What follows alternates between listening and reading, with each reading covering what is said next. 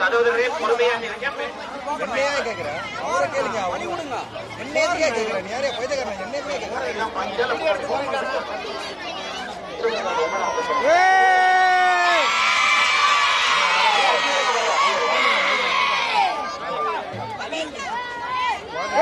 எல்லாம் கத்து கத்து கத்து.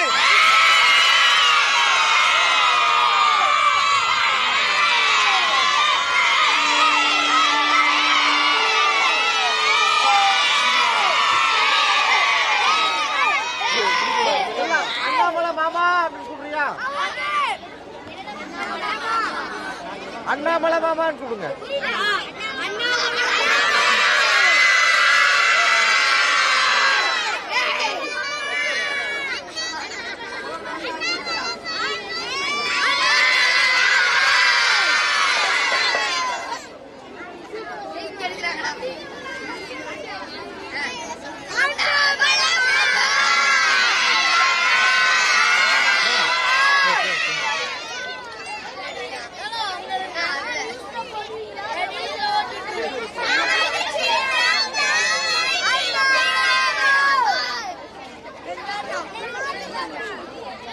எல்லாம் பாரு.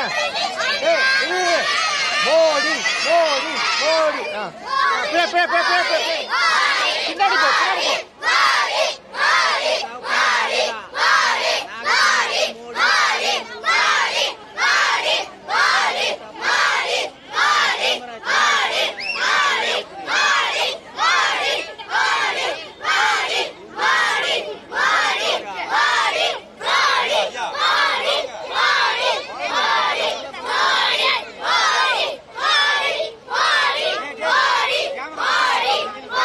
பின்னாடி போங்க. பின்னாடி போங்க.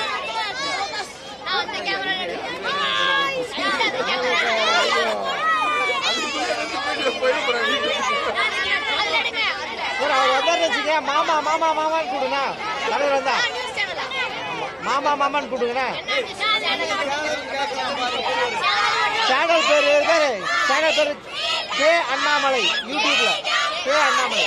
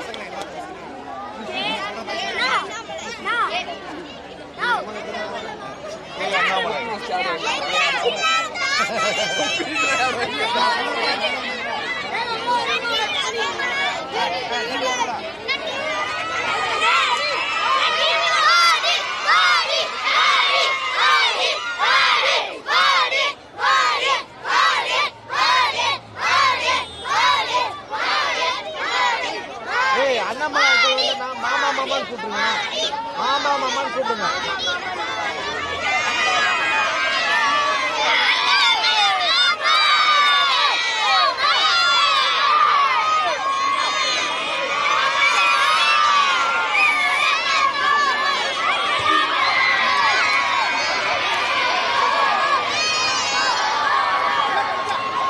வண்டி நிறுத்துங்கண்ணா, வண்டி நிறுத்துங்க, வண்டி நிறுத்துங்க. நன்றிங்கண்ணா, நன்றிங்கண்ணா. அன்பார்ந்த பெரியவர்களே, தாய்மார்களே,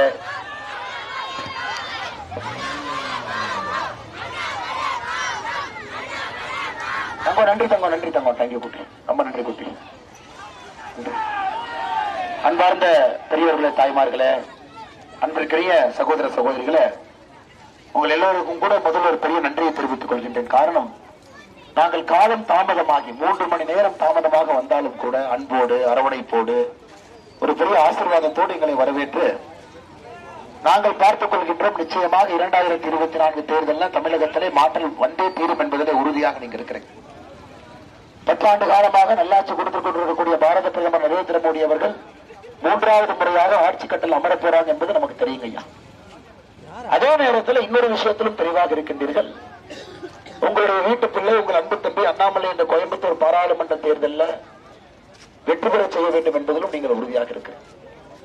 குறிப்பாக நம் ஊருடைய பிரச்சனைகளுக்கெல்லாம் ஒரு தீர்வு மோடி அவர்கள் 3வது முறையாக ஆட்சி அமைப்பது, ஒரு பலம் பொருந்திய மோடி அவர்கள் இருக்கும் பொழுது அவர்களை பயன்படுத்தி நம்ம ஊரில் இருக்கக்கூடிய எல்லா பிரச்சனைகளுக்கும் கூட ஒரு தீர்வை ஏற்படுத்த வேண்டும் என்பது. ஐயா, இன்னைக்கு ஒரு பாராளுமன்ற உறுப்பினருடைய வேலை என்ன? எம்எல்ஏ வேலை என்ன? பஞ்சாயத்து தலைவர் வேலை என்ன? தமிழ்நாட்டில் பார்த்தாங்க ஐயா, எல்லா தேர்தலுக்கும் ஒரே பிரச்சாரம் தான் பண்ணுவாங்க. எம்பி தேர்தலுக்கு அதே பிரச்சாரம், எம்எல்ஏ தேர்தலுக்கு அதே பிரச்சாரம், எம்பி தேர்தலுக்கும் பஞ்சாயத்து தேர்தலுக்கும் அதே பிரச்சாரம். பாராளுமன்ற தேர்தல் உங்களுக்கு தெரியும், நாட்டினுடைய பிரதமராக யார் வர வேண்டும் என்பதற்காக நடக்கக்கூடிய தேர்தல். இந்த நாட்டை யார் வழிநடத்த வேண்டும், எப்படிப்பட்ட வலிமையான ஒரு மனிதர் அமர்ந்திருக்க வேண்டும், எப்படிப்பட்ட ஒரு வல்லரசு நாடாக இந்தியாவை உருவாக்க வேண்டும், யார் அதற்கு பொருத்தமாக இருப்பார். பிரதமராக வர வேண்டும் என்றால் சில தகுதிகள் இருக்கணும். எனக்கு நீங்களே ஒரு 2 நிமிஷம் யோசிச்சு பாருங்க. கண் முன்னாடி இருக்கக்கூடிய எல்லா வேட்பாளர்களையும் யோசிச்சு பாருங்க. அரவிந்த் கெஜ்ரிவால், மம்தா பானர்ஜி, ஸ்டாலின் ஐயா, எல்லாத்தையும் யோசிச்சு பாருங்க. லல்லு பிரசாத் யாதவ், ஃபரூக் அப்துல்லா, யாரெல்லாம் வர முடியும்? உத்தவ் தாக்கரே, சரத் பவார், நிதிஷ்குமார், இவங்கள இந்தியாவில வேறு வேறு பகுதியில் இருக்கிறாங்க. நீங்க சொல்லுங்க, யாராவது இந்த பிரதமர் நாற்காலிக்கு பொருத்தமாக ஒருவர் இருக்கிறார்? நீங்க சொல்லுங்க. யார் இல்லைங்க ஐயா. ஒரே ஒரு மனிதர் கண்ணு கெட்டிய தூரம் வரை இருக்கக்கூடியவர் பாரத பிரதமர் நரேந்திர மோடி அவர்கள் மட்டும்தான். அதனால்தான் இந்த 2024 தேர்தலை பொறுத்தவரை, இந்த 2024 தேர்தலை பொறுத்தவரை நம்முடைய அன்பு சகோதர சகோதரிகள், பெரியவர்கள், தாய்மார்கள், நாம எல்லாம் ஓட்டு போடுறதுக்கு முன்னாடியே பிரதமர் யார் என்பதை முடிவு செய்து விட்டோம். நாம் இந்த ஓட்டிங்கிறது ஒரு ஃபார்மாலிட்டி தானே. மோடி தான் வரணும். முழு இந்தியா திரண்டு நிற்கிறது. மோடி 400 பாராளுமன்ற உறுப்பினர்களை தாண்டி வர வேண்டும். அதிலும் உறுதியாக இருக்கின்றோம். வலிமையாக மோடி வரணும், அதிலும் உரிமையா இருக்கணும். 2014 தமிழகத்திலிருந்து 2 எம்பிக்கள் மோடி கொடுத்தோம். அப்போ அதே வேலையை தமிழ்நாட்டுக்கு செஞ்சாருங்க. 2019 எந்த எம்பி கொடுக்கல, கூட்டணியிலிருந்து ஒருத்தர் போனாங்க. அப்போ அதே வேலையை செஞ்சார். மோடியை பொறுத்தவரை தமிழகத்திலிருந்து எம்பி சென்றாலும் எம்பி செல்லாவிட்டாலும் தமிழகத்திற்கு செய்ய வேண்டிய தன்னுடைய கடமையாக செஞ்சுக்கிட்டே இருக்காருங்க. அதையும் நீங்க பார்த்திருக்கிறீங்க. ஆனா இன்னைக்கு ஐயா, நாம் இந்த விபரீத முடிவை எடுப்பதற்கு நாம் யாரும் தயாராக இல்லை. மோடி அவர்கள் தான் வரப்போகின்றார்கள் என்று தெரிந்த பிறகு மோடியை எப்படி பயன்படுத்துவது என்று யோசித்தால் அது புத்திசாலித்தனம். மோடி வந்துட்டார், மோடி தான் வரப்போறார். மோடி ஐயாவுடைய கட்சியை சார்ந்தவர்கள் பாராளுமன்ற உறுப்பினராக இருக்கும் பொழுது நம்முடைய பிரச்சனைக்கு ஒரு தீர்வு கிடைக்கும். இன்னைக்கு பாருங்க ஐயா, இந்த பொன்னகர்ல எவ்வளவு கொடுமை பாரு. 35 ஆண்டுகளாக 52 வீட்டுக்கு பட்டா இல்லை. எங்க போய் சொல்றது? அலுவலதா? தலையை போய் எங்கேயும் இடிச்சுக்கிறதா? மண்டை போய் உடைச்சுக்கிறதா? 35 ஆண்டுகளாக 52 வீடுகளுக்கு பட்டா இல்லை. 35 ஆண்டுகள். இப்ப என்ன ஆகுதுன்னா, அண்ணன் என்னை பிடிச்சுக்கிட்டாரு. நான் வரும்போது குறிப்பு எழுதிட்டு வந்தேங்க ஐயா. நான் வரும்போது குறிப்பு எழுதிட்டு வந்தேன். பொன்னகர்ல இது பேசணும்னு குறிப்பு எழுதிட்டு வந்தேன். இன்னைக்கு வரும்போது என்னை பிடிச்சார். அண்ணே, எனக்கு நீ பட்டாவே கொடுக்கல, நீ எதுவும் ஊருக்குள்ள வர்றேன். இவர் நியாயமா யாரை தடுத்து நிறுத்தணும்? திமுக காரங்களை தடுத்து நிறுத்தணும். பட்டா கொடுக்கறது நானா? பட்டா கொடுக்கிற இலாக்கா என் கையில் இருக்கா? இல்ல நான் முதலமைச்சராக இருக்கின்றேனா? இல்லது நான் அமைச்சரா? இல்லது நான் எம்எல்ஏவா? ஐயா, 35 ஆண்டுகளாக அடிப்படை பிரச்சனைக்கு தீர்வு இல்லைங்கம்மா. நீங்க புரிஞ்சுக்கணும். ஒரு பஸ் வசதி, குறைந்தபட்சம் ஒரு பஸ் விடுங்க. அம்மா நான் சொல்லட்டுங்களா? திராவிட முன்னேற்ற கழகம் ஆட்சிக்கு வந்த பிறகு தமிழகத்திலே 16,000 பேருந்துகள் நிறுத்தப்பட்டிருக்கிறது. 16,000 பேருந்துகள். டிவியில நான் பிரஸ் மீட் எல்லாம் கொடுப்பது நீங்க பாப்பீங்களான்னு தெரியல. 8,000 பேருந்துகள் சென்னையில மட்டுமே நிறுத்தப்பட்டிருக்கிறது. 16,000 பேருந்துகள் தமிழ்நாட்டில். ஏங்க ஏன் நிறுத்தி இருக்கிறாங்க? கொடுப்பதற்கு பணம் இல்லை. லாஸ்ல போயிட்டு இருக்கு. லாஸ்ல போயிட்டு இருக்கு. கொடுக்கறதுக்கு பணம் இல்லைங்க. பேருக்கு 2 வண்டி அப்படியே ஓட்டிட்டு இருக்காங்க. அந்த வண்டிக்குள்ள ஏறினீங்கன்னா எப்ப படிக்கட்டு இழுந்து விடும், எப்ப என்ன ஆகும், மழை பெஞ்சா கூரைக்குள்ள எப்ப தண்ணி வரும், ஆண்டவனுக்கு தான் வெளிச்சம். இதுக்கெல்லாம் கேட்டா முதலமைச்சர் ஒரு பேர் சொல்றாரு. இது பேர் தான் திராவிட மாடல். இது பேர் திராவிட மாடல். அதனால அன்பு சகோதர சகோதரிகள் தான் ஒரு விஷயம். அண்ணா, நீங்க ஒரு நிமிஷம் அமைதியா இருக்கு தம்பி. ஒரு நிமிஷம் நீங்க அமைதியா இருக்கு. உங்களுக்கு தீர்வு வேணுமா? சண்டை போடுறீங்களா? சண்டை போடுறீங்களா? தீர்வு வேணுமா? தீர்வு வேணுமா? சண்டை போடுறீங்களா? நீங்க ஏதோ ஒரு முடிவு சொல்லுங்க. தீர்ப்பு வேணுமா? சண்டை போடுறீங்களா? ஒரு நிமிஷம் அமைதியா இருக்கு. இன்னைக்கு அன்பு சகோதர சகோதரிகளே, நீங்கள் அதை புரிந்து கொள்ள வேண்டும். 35 ஆண்டுகளாக 35 அண்ணா எதுவும் பண்ணாதீங்க. அண்ணா எதுவும் பண்ணாதீங்க. அண்ணா அமைதியா இருக்கு. அக்கா அக்கா அக்கா அண்ணா அண்ணா அண்ணா அண்ணா அண்ணா அண்ணா எதுவும் பண்ணாதீங்க, எல்லாம் அமைதியா இருங்க, எல்லாம் அமைதியா இருங்க. அண்ணா அமைதியா இருங்க, அண்ணா அமைதியா இருங்க. தம்பி நீங்க பேசாம நான் சொல்றதை கேளுங்க, நான் தீர்வு கொடுக்குறேன். தம்பி தம்பி நான் சொல்றதை மட்டும் கேளுங்க. தம்பி இங்க திரும்பி பாருங்க. ராஜா ராஜா திரும்பி பாருங்க. 5 நிமிஷம் அண்ணாமலை என்ன சொல்றதை நீங்க கேட்கணும். அண்ணாமலை நம்ம மரியாதை இருக்கா? 35 வருஷமா உங்களுக்கு யாரும் செய்யல. இப்ப நான் செஞ்சு கொடுக்குறேன்னு உங்களுக்கு உறுதிமொழி கொடுக்க போறேன். நீங்க 5 நிமிஷம் கேட்கணும். எப்படி செஞ்சு கொடுக்குறேன்னு சொல்ல போறேன். நீங்க 5 நிமிஷம் கேளுங்க. நான் சொல்றதை மட்டும் கேளுங்க, எதுவும் பேசாதீங்க. சொல்றதை மட்டும் கேளுங்க. நான் சொல்லி திருப்தி இல்லைன்னா சண்டை போடுங்க. தம்பி அண்ணா அவர் எதுவும் பண்ணாதீங்கண்ணா. அண்ணா அப்படியே ராஜா ராஜா ராஜா அவர் கொஞ்சம் பார்க்க விடுங்க, பார்க்க விடுங்க. 5 நிமிஷம் நான் சொல்றதை மட்டும் நீங்க கேட்கணும். ஓகே, நான் சொல்றது சமாதானம் இல்ல, சட்டையை வந்து பிடிங்க. அது வரைக்கும் அமைதியா இருக்கணும், அது வரைக்கும் அமைதியா இருக்கணும். சொல்றது கேட்கணும். அன்பு சகோதர சகோதரிகளே, இந்த 35-40 ஆண்டுகளாக அரசியல் இப்படியே போயிருச்சு, இப்படியே போயிருச்சு. இப்ப தமிழ்நாட்டுல புதுசா ஒண்ணு ஆரம்பிச்சிருக்கானுங்க. தேர்தல் நேரத்துல ஓட்டுக்கு பணம் கொடுத்தா ஓட்டு போட்டுருவாங்க. அதுக்கப்புறம் நான் போய் கேட்டா என்ன சொல்லுவாங்கன்னா, நீ தான் பணம் வாங்கிட்டு ஓட்டு போட்டேன், எது கேட்கிற? இது திருவண்ணாமலையில கண்கூடாக பாத யாத்திரையில நான் பார்த்தேன். 234 தொகுதியும் பட்டி தொட்டி எல்லாம் நடந்தது. அண்ணே அப்படி பண்ணாதீங்கண்ணே, நம்ம கட்சிக்கு மத்த கட்சிக்கு வித்தியாசம் இருக்குண்ணே, அப்படி பண்ணாதீங்கண்ணே, அந்த தம்பி என்னை பார்க்க விடுங்கண்ணே, அண்ணே திமுக மாதிரி பண்ணாதீங்க, அந்த தம்பி ஜனநாயகத்துல எங்கிட்ட பேசட்டும், அண்ணே அண்ணே அண்ணே. ஐயோ, அந்த தம்பி கூட்டுவாங்க ஒருத்தர். பரவாயில்ல, அவர் என்னவா இருந்தாலும் பரவாயில்ல, பரவாயில்ல, ஒரு நிக்கட்டும்.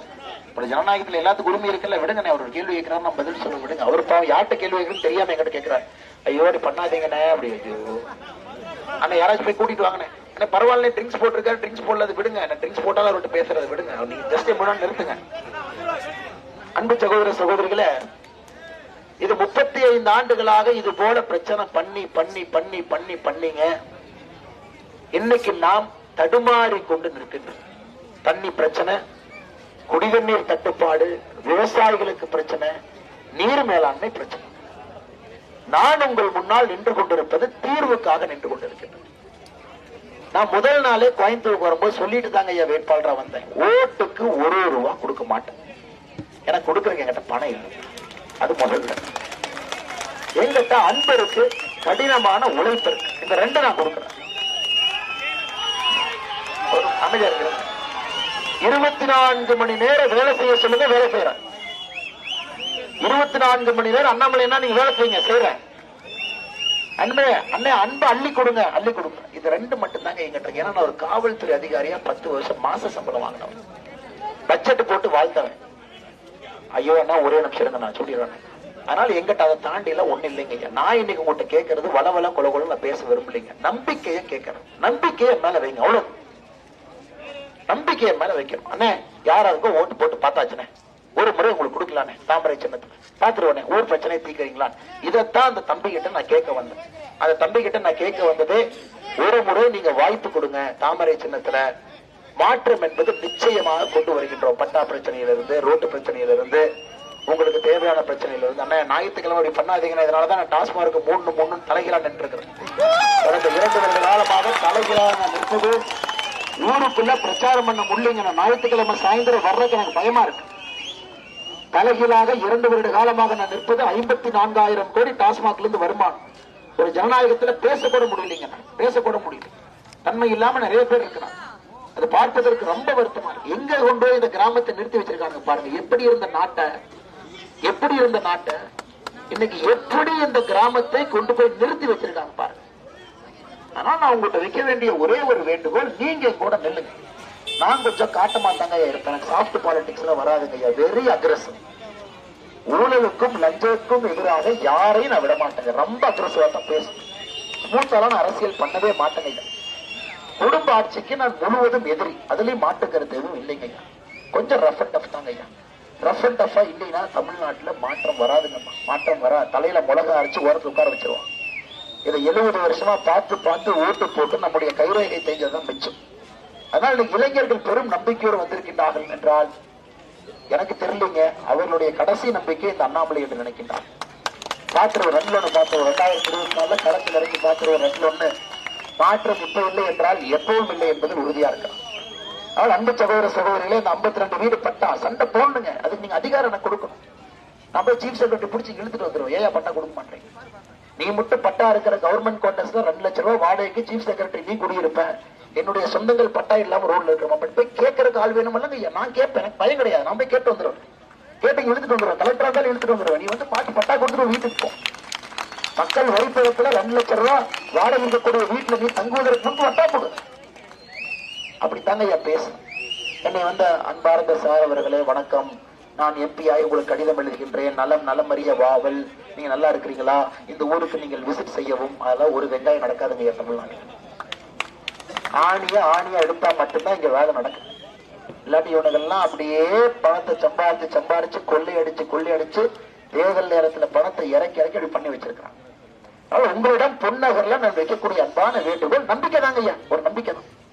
அண்ணாமலை பேசியிருக்காரு, வந்திருக்காரு, ஒரு நம்பிக்கை, ஒரு தாமரை ஓட்டு போடும். மோடி ஐயா மேல வர்றாங்கன்னு சொல்லிட்டாரு. அண்ணாமலை என்ன மோடி ஐயாட்ட போய் செஞ்சிருவார். தண்ணி பிரச்சனைக்கு ஆனைமலை நல்லாறு திட்டத்தை ரெடி பண்ணி கொடுத்துருவார். விசைத்தரைக்கு 1 வருஷம் காலம் டைம் கேட்டிருக்காரு, அதுக்குள்ள செஞ்சு கொடுத்துருவார். சோமனூர்ல ஜவுளி பூங்கா சொல்லியிருக்காரு, செஞ்சு கொடுத்துருவார். அந்த ஒற்றை நம்பிக்கையை நீங்கள் என் மேல் வைக்க வேண்டும் என்கின்ற ஒரு வேண்டுகோளை உங்கள் முன்னால் வைத்து பொன்னகரில் இருக்கக்கூடிய ஒரே திறன் நீங்க வந்திருக்கின்றீர்கள். உங்கள் எல்லோருக்கும் இந்த நேரத்தில் நன்றி கலந்த வாழ்த்துக்களை வணக்கங்களை தெரிவித்துக் கொள்கின்றேன். ஏப்ரல் 19ஆம் தேதி நம்முடைய சின்னம் தாமரை என்பதை மறந்து விடாது. வெற்றியின் சின்னம் தாமரை. என்ன நடந்தாலும் தாமரை, கொலுசு கொடுத்தாலும் தாமரை. காதுல நேற்று பாத்தீங்க 85 வயசுக்கு மேல பாட்டி ஓட்டு போடுறாங்கல்ல, ஒரு திமுக கார சுத்தினா பாட்டி தோடு போடுறேன் ஓட்டு போடும். அந்த வீடியோ பார்த்தா நீ தோடு கொடுத்தாலும் அண்ணாமலைக்கு தான் ஓட்டு.